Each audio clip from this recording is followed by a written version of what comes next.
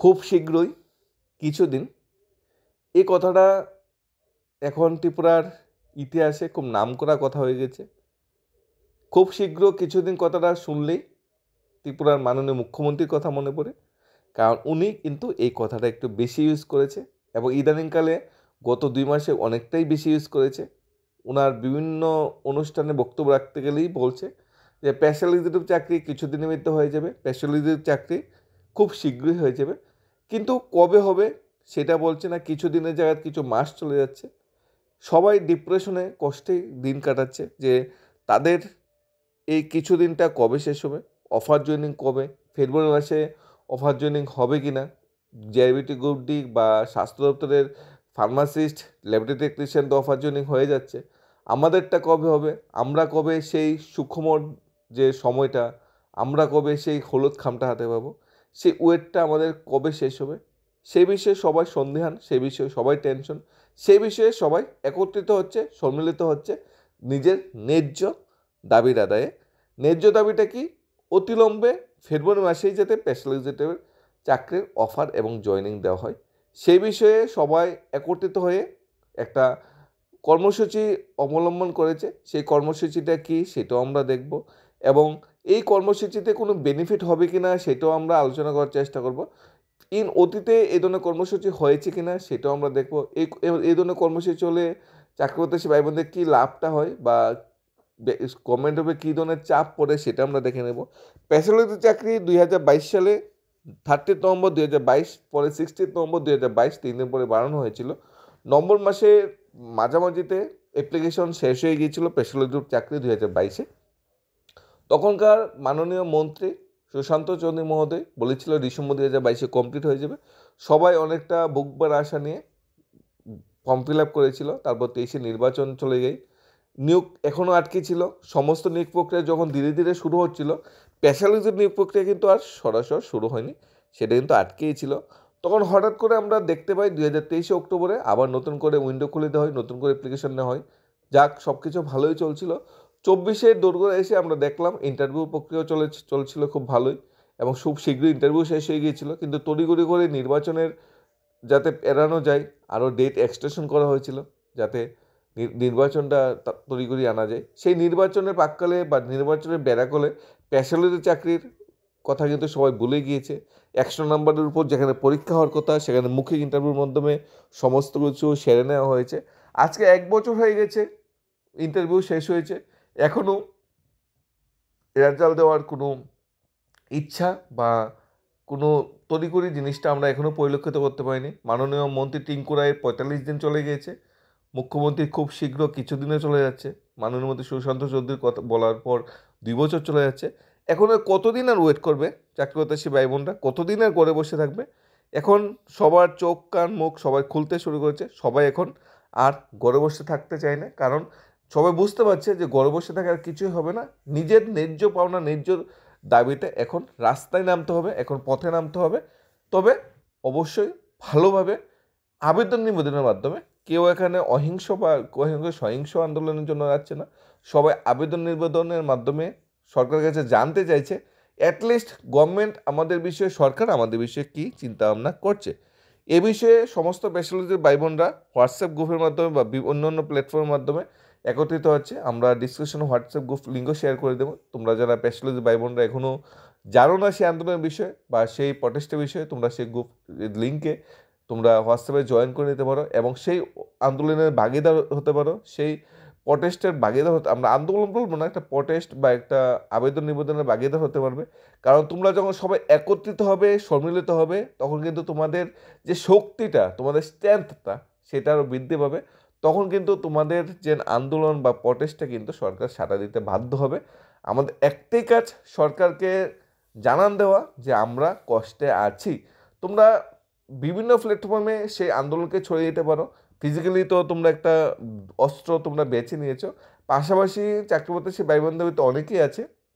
মুখ্যমন্ত্রী বা অন্যান্য মন্ত্রীরা যখন ফেসবুকে কোনো পোস্ট বা কোনো কিছু লেখে বা পোস্ট করে, তখন সবাই একটা কমেন্ট সুন্দর করেই সবাই আবেদন নিবেদন কমেন্টই দেয় যে স্যার স্পেশালিজিটা কবে, স্পেশালিজির রেজাল্টটা দিন।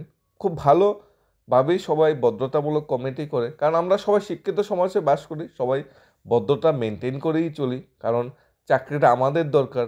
আমি যদি ভদ্রতা মেনটেন না করে যদি না চলি, তাহলে চাকরিটা হয়তো আমার কপালে নাও জুটতে পারে। কারণ একটাই, রিটেনের মাধ্যমে তো চাকরিটা হয়নি, কারণ আমি নিজেই জানি না আমি কত পেয়েছি। তবে ভ্যাকেন্সি হিউজ 6,000+ ভ্যাকেন্সি, সুযোগ আমারও আছে, সুযোগ তোমারও আছে, সুযোগ সবাইরও আছে। তাই এই সুযোগটা যাতে কেউ হাতছাড়া করতে রাজি নয়, কারণ স্পেশালিস্ট যদি একবার 6,000 ভ্যাকেন্সিতে নিয়োগ হয়, আবার কবে এই ধরনের নিয়োগ আসবে সন্দেহ আছে। মনে হয় জীবনে আরও মিনিমাম 10-15 বছরে এই ধরনের নিয়োগ আসবে কিনা আমরা সবাই সন্দেহান, আর আসার সম্ভাবনাই বেশি। তো এই সুযোগটা যদি আমরা মিস করে যাই, এখানে যদি একটু ডিলে হয়ে যায়, তাহলে কিন্তু আমাদের লাইফের এই যে বছরগুলা কিন্তু আরও ডিলে পড়ে যাবে। তখন আমরা কি করব? তখন আমাদের হাতে কিন্তু আর কিছু করার থাকবে না। তাই যথারীতি সবাই একত্রিত হচ্ছে। কবে একত্রিত হচ্ছে? 15ই ফেব্রুয়ারি দুপুর 12 PM কোথায় একত্রিত হচ্ছে? উমাকান্ত একাডেমিতে সামনে। সবাইকে আসার জন্য আবেদন করা হয়েছে, যাতে সবাই উমাকান্ত একাডেমির সামনে আসে। ডেটটা তোমাদের শনিবার করা হয়েছে, যদিও সম্ভবত আগে রবিবার 16 তারিখে ডেট ছিল, কিন্তু রবিবার সানডে বন্ধ থাকাতে একদিন আগে ডেটটা 15 তারিখ করা হয়েছে, 15ই ফেব্রুয়ারি দুপুর 12টায়। এখানে তোমাদের কি করতে হবে, তোমাদের কাজ কি, প্রত্যেকটা জিনিসই এ টু জেড ডিসকাশন তোমরা পেয়ে যাবে। হোয়াটসঅ্যাপ গ্রুপের লিঙ্ক দেবো, সেখানে তোমরা জয়েন করে পেয়ে যাবে। কারণ একটা আন্দোলন বা একটা প্রটেস্ট করতে গেলে অনেকগুলা টার্মস কন্ডিশন লাগে, একটা নির্দিষ্ট পরিমাণ সংখ্যায় লোক হতে হবে। যদি সংখ্যাটা বেশি হয়, গভর্নমেন্টের উপরে প্রেশারটা বেশি আসবে, মিডিয়াতে বেশি হাইলাইট হবে, সবার নজরে জিনিসটা বেশি যাবে, এবং সবাই আরও অ্যাক্টিভ হবে, এবং তোমাদের আন্দোলনটা আরও শক্তিশালী হবে। এখন যদি সবাই জিনিসটা জানে, সবাই অ্যাক্টিভনেস থাকে, তাহলে সেখানে অবশ্যই পুলিশ থাকবে। পুলিশ থাকলে সেই জিনিসটা আরও বেশি হাইলাইট হবে, সেই প্রটেস্টটা আরও বেশি হাইলাইট হবে। আর তোমরা তো এখন যুদ্ধ করতে যাচ্ছ না, তোমরা যা জানতে যাচ্ছ। আর তোমাদের এই জানার জন্য এই যে আন্দোলন বা প্রটেস্টটা করবে, তোমরা আন্দোলন বারবার বলছি, প্রটেস্টটা যে তোমরা করবে, যে নিবেদনটা করবে, এর আগে আমরা মানে রিকোয়েস্ট করবো তোমাদের যে ফায়ার সার্ভিসের যে প্রটেস্টটা, টেট চাকরি প্রত্যাশী প্রটেস্টটা, জিআইবিটি গ্রুপ ডি চাকরি প্রত্যাশী প্রটেস্টটা, গোষ্ঠী ক্যাটাগরি চাকরি প্রত্যাশী প্রটেস্টটা, পুলিশ কনস্টেবলের প্রটেস্টটা, জেল পুলিশের প্রটেস্ট যেটা করেছে, সেটা তোমরা কিন্তু একবার দেখে নিতে পারো, সেখানে কী ধরনের লুক হয়েছিল এবং কী ধরনের প্রটেস্ট হয়েছিল।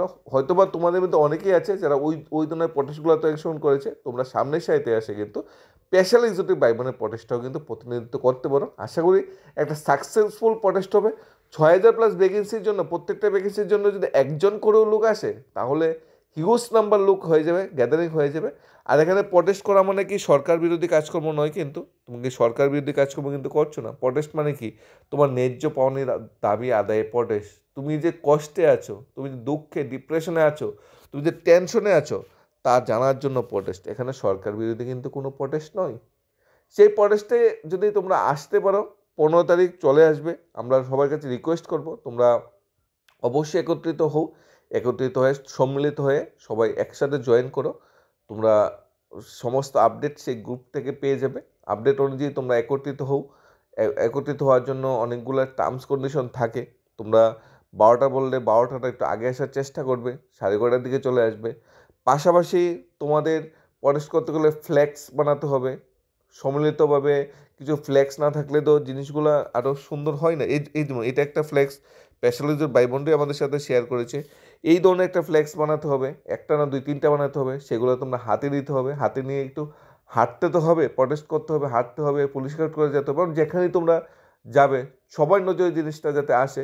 আর বর্তমান সময়ে সোশ্যাল মিডিয়া পাওয়ারটা একটু হিউজ পাওয়ার। দেখবে তোমরা প্রটেস্ট করার সাথে সাথে দৈনিক সংবাদ অনলাইন থেকে শুরু করে, সন্দন টিভি অনলাইন থেকে শুরু করে, ত্রিপুরা ইনফো, এপিবি টিন24, ব্যানগার্ড, তারপর হেডলাইন্স ত্রিপুরা থেকে শুরু করে সমস্ত নিউজ চ্যানেলে কিন্তু সে প্রটেস্টটা একদম সেদিনের হাইলাইট হয়ে যাবে। সেদিন তোমরা যখনই টিভি চালাবে, যখনই তোমরা মোবাইল দেখবে, সোশ্যাল মিডিয়া প্ল্যাটফর্ম দেখবে, শুধু চারিদিকে শুধু স্পেশাল এক্সিকিউটিভ এবং মুখ্যমন্ত্রী থেকে শুরু করে সমস্ত মন্ত্রী পরিষদ কিন্তু এই ধরনের নিউজগুলো কিন্তু পরিলক্ষিত করে। আর সেটা তো একদম 100 সাকসেসফুল প্রটেস্ট হবে, কারণ সংখ্যাটাই হিউজ হবে, পুলিশ থাকবেই, এবং তোমাদের দাবিটাও ন্যায্য। তাই এখানে আরও বেশি করে সাংবাদিকরাও আস্তে আস্তে জড়িত হবে। এখানে সবাই জড়িত হয়ে তোমাদের মত বিনিময় তোমরা করবে, তারপর সেই মত বিনিময় সরকারের কাছে যাবে।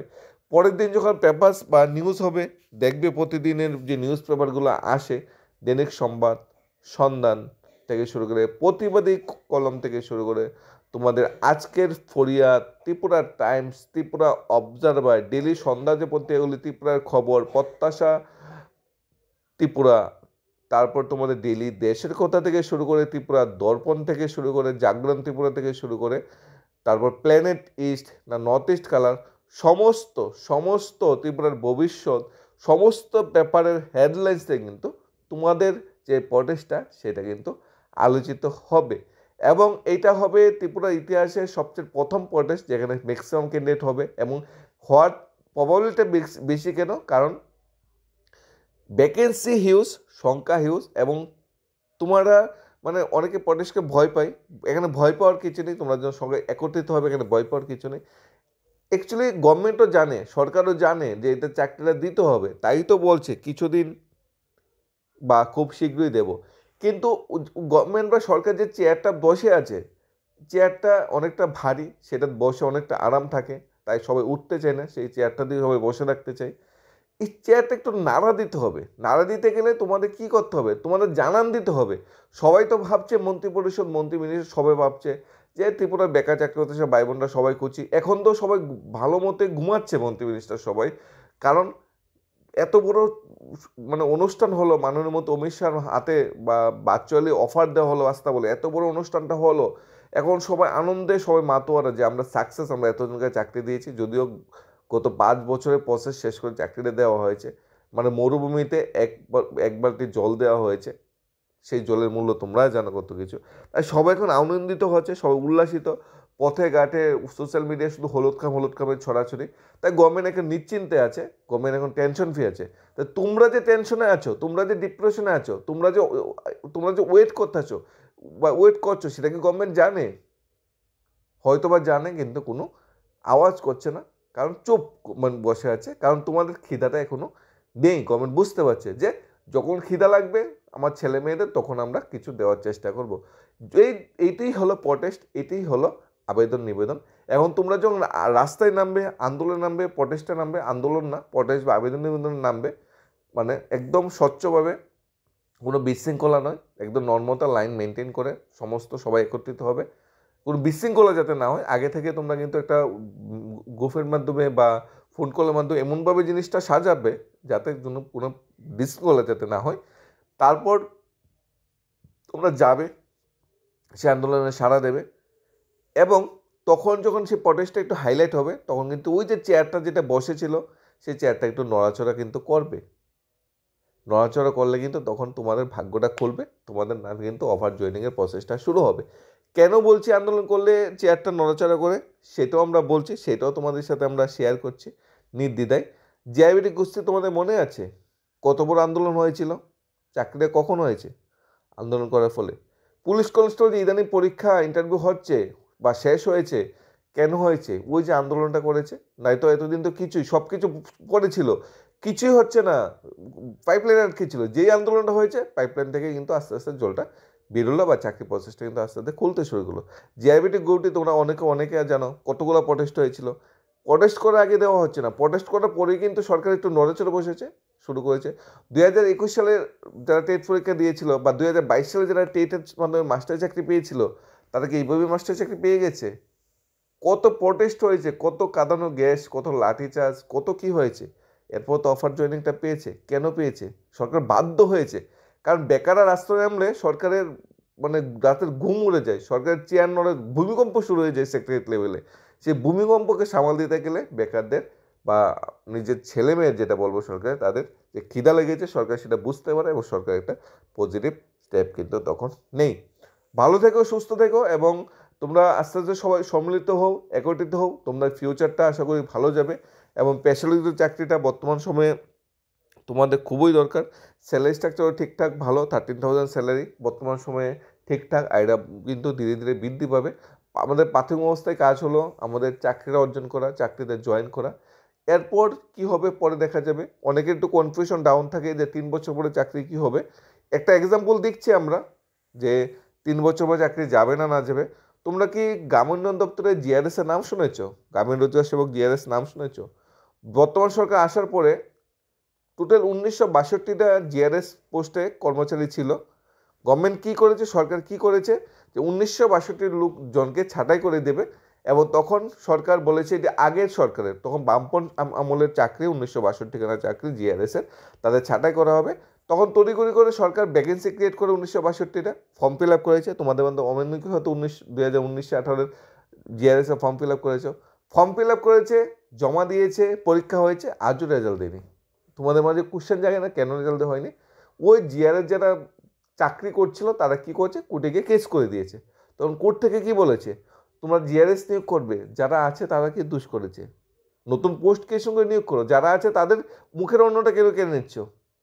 গভর্নমেন্ট শেষ কী করেছে, গভর্নমেন্ট বুঝতে পেরেছে আর তো হবে না, তখন সরকার তড়িঘড়ি করে ওই পুরো প্রক্রিয়াটি ক্যান্সেল করে দিয়েছে। যদিও টাকা অত্যাধিক যেটা গভর্নমেন্ট নিয়েছে ইন্টারভিউ মারফত সেটা কিন্তু রিটার্ন করে দেয়নি। তাই তোমাদের মধ্যে যদি ডাউট থাকে 2025-এ চাকরি হবে, 2028-এ শেষ হয়ে যাবে, গভর্নমেন্ট শেষ হলে, জিনিসটা কিন্তু এরকম নয়। বর্তমান সময় স্পেশালিস্ট যদি নিয়োগ করা কতটা জরুরি এটা তোমরা যখন চাকরি পাবে তখন বুঝবে। আর তখন তোমার চাকরি পেয়ে আস্তে আস্তে সেটেল হতে থাকবে, তখন দেখবে ত্রিপুরা পুলিশ স্পেশালিস্ট যদি ভাই বোন ছাড়া ত্রিপুরা পুলিশ চলতে অচল, মানে সবসময় চলে থাকবে চাকরি। 6,000 লোক সবসময় ত্রিপুরা সরকারের অধীনে কাজ করে থাকবে। এখন 3 বছর পরে নতুন করে তো 6,000 ভ্যাকেন্সি বেরোবে না, নতুন করে তো অ্যাডভার্টাইজমেন্ট বেরোবে না। আর যদি অ্যাডভার্টাইজমেন্ট বেরোয়ও, তোমাদের কী দোষ, তোমাদের কেন চাটাই করবে? হাইকোর্ট আছে না। তাই নিশ্চিন্তে মনে চাকরিটা জয়েন করতে পারো। চাকরি একটা লাইফ টাইম গ্যারান্টি এখানে আছে। সরকার চাইলেই, কোনো সরকার চাইলেই বের করে দিতে পারবে না। এই সরকার চাইলে তো, এই সরকার তো বের করবেই না, নতুন কোনো সরকার আসবে তোমাকে বের করে দেবে, এরকম কিন্তু নয়। জিনিসটা কিন্তু এরকম নয়। তাই চাকরির নিশ্চয়তা আছে। বর্তমান সময়ে এতটুকু চিন্তা করার দরকার নেই। অনেকে কমেন্ট করছে 3 বছর পরে কী হবে, তাই বলে দিচ্ছি, এত টেনশন নেওয়ার কিছু নেই। অনেকে জানতে চাইছে আন্দোলন করলে আমাদের কোনো ক্ষতি হবে কিনা। আরে ভাই, এত টেনশনের কিছু নেই। ভাই বোন তোমরা সবাই একত্রিত হও, তোমরা চাকরির জন্য প্রটেস্ট করে। এটা আন্দোলন নয় তো, এটা একটা প্রটেস্ট, সাধারণ প্রটেস্ট, আবেদন নিবেদন জানান দেওয়া যে আমি কষ্টে আছি। তুমি তোকে যুদ্ধ করতে যাচ্ছ না, বিনা টেনশনে যাও। এবং দেখবে দেখবে আমরা যতটুকু আইডিয়া বা আশা করতে পারছি, এই তোমাদের আন্দোলনের পরে, আন্দোলনের সাকসেস হওয়ার পরে কিছুদিনের ভিতরে দেখবে সরকার রেজাল্ট দিতে বাধ্য হবে এবং একটা সঠিক পদক্ষেপ নিতে বাধ্য হবে। তাই আন্দোলন প্রটেস্ট যেটা বা আবেদন নিবেদন যেটা, সেটা খুবই জরুরি। আর তোমরা যারা প্রথম সারিতে এসে এই আন্দোলন বা আবেদন নিবেদনের সূচনা করেছো, তোমাদের সেলুট জানাচ্ছি। অ্যাটলিস্ট সবাই 6,000 কেন্দ্রের তো নিয়োগ করা হবে, সবাই তো আর এসে এই প্রটেস্টের জন্য একসাথে জয়েন করেনি। কিছু সময় ক্যান্ডিডেট আছে হয়তো 5, 10, 15, 20 জন একটা গ্রুপ বা একটা সম্মিলিত গ্রুপ আছে, যারা সবাই প্রথমে একত্রিত হয়ে চিন্তা ভাবনা করেছে সরকারের ভিতরে চাপ ক্রিয়েট করা, যাতে গভর্নমেন্ট আমাদের বিষয়ে চিন্তা করে। তোমরা যারা প্রথম সারিতে এসেছো, তোমাদের সেলুট জানাই। এখন তোমরা যারা একত্রিত হচ্ছে, সম্মিলিত হচ্ছে, তোমরা আশা করি বুঝতে পারছো তোমাদের একতাটা কী, তোমাদের স্ট্রেংথটা কী। সেই স্ট্রেংথ বা একতা যে একসাথে, এক হাতে নয়, অনেকগুলো মুঠ যখন একসাথে হবে, অনেকগুলো হাত যখন একসাথে হবে, দেখবে তোমাদের আন্দোলন বা তোমাদের যে শক্তিটা সেটা কতটা বড় হয়। তোমাদের প্রতি শুভকামনা রইল। তোমরা আশা করি এই আন্দোলনে সাকসেস পাবে। তোমাদের ফিউচারের প্রতি শুভকামনা রইল। তোমরা ভালো থেকো, সুস্থ থেকো। ধন্যবাদ সবাইকে। যদি কোনো হেল্প বা যদি কোনো তোমাদের প্রয়োজনীয়তা পড়ে, আমাদের লিঙ্কে, হোয়াটসঅ্যাপ গ্রুপের লিঙ্ক পেয়ে যাবে, আমাদের ফেসবুক পেজ লিঙ্ক, আমাদের হোয়াটসঅ্যাপ যে চ্যানেল তার লিঙ্ক, আমাদের টেলিগ্রাম চ্যানেল লিঙ্ক, সব কিছু দেওয়া আছে, সেখানে তোমরা যোগাযোগ করে নিতে পারো। মেল আইডিও দেওয়া আছে, সেখানেও যোগাযোগ করে নিতে পারো। সবাইকে ধন্যবাদ এবং স্যালুট জানাচ্ছি studies of Tripura YouTube channel.